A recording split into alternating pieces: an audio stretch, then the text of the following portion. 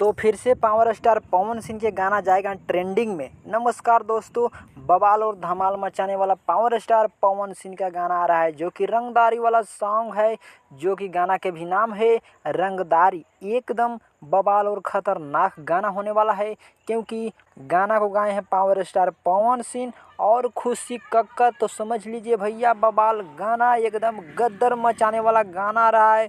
और म्यूजिक दिए हैं प्रियांशु सिंह और गाना को लिखी है प्रिंस प्रियदर्शी। एकदम बवाल और धमाल मचाने वाला गाना है। और क्योंकि ये मूवी का गाना होने वाला है, जो कि मूवी के नाम है पावर स्टार, तो पावर स्टार मूवी का ये गाना है। बहुत ही बवाल और धमाल मचाने वाला ये गाना है।